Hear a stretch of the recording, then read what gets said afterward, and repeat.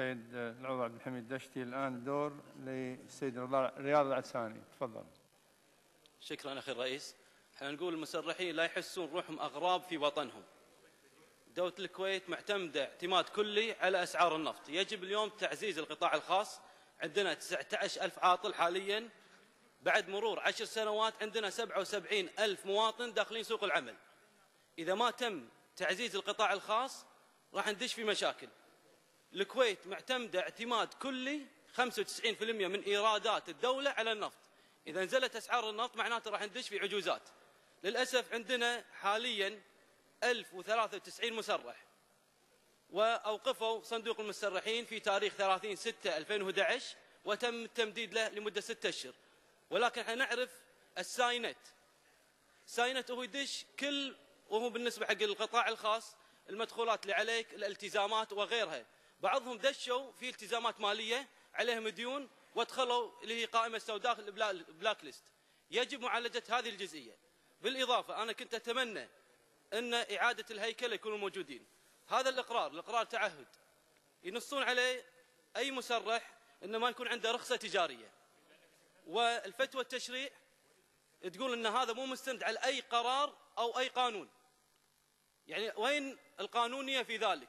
الحين اليوم لما نقول نبي ننصف هذه الشريحة ما نصفتوهم، بالعكس أنتم ظلمتوهم. أنتم ضربتوا القطاع الخاص والمسرحين من المواطنين. والأهم من ذلك لما احنا نقول 1093 مواطن مسرحين من القطاع الخاص، يعني 1093 أسرة كويتية. كما نقول بالنسبة حق الشركات، إذا نبي نعزز القطاع الخاص يجب الرقابة على الشركات والبنوك. للأسف بعض البنوك وبعض الشركات تخالف مخالفة صريحة، تدعي أن هناك عمالة وطنية 60%، ولكن هذا الكلام غير صحيح.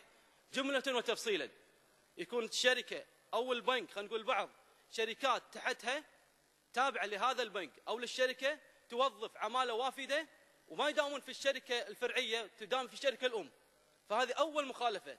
فأين الرقابة على بعض البنوك وبعض الشركات التي ضربت المواطن الكويتي حتى وصل 1093 مواطن كويتي مسرحين عن العمل، غير عاطلين أو عاطلين عن العمل، ما يلقون لهم أي وظيفة في الوقت الحالي خلال 6 أشهر. الأهم من ذلك احنا لما نقول احنا تعزيز القطاع الخاص، البترونت أول شركة انضربت في الفترة الحالية، انضربت بالنسبة حق الKNBC، أوقفت تزويدهم لمحطات البنزين. وين الحكومة لمحاسبة الKNBC؟ أين الحكومة؟ أخي الرئيس أقدر أمدد دقيقتين؟ أين الحكومة؟ أبي دقيقتين بس. دقيقتين ما أقدر لأن ما عندي نصاب. ما عندي نصاب. ما عندي دقيقة زين. ما أقدر أعطيك ولا ربع دقيقة. ما عندي نصاب. ما عندي نصاب الأخ رياض، ما في نصاب. ما أقدر أعطيك تمديد. ما أقدر. المبدأ ما يمشي، مو دقيقة أو دقيقتين. الآن الدور للسيد العضو صالح عاشور، تفضل.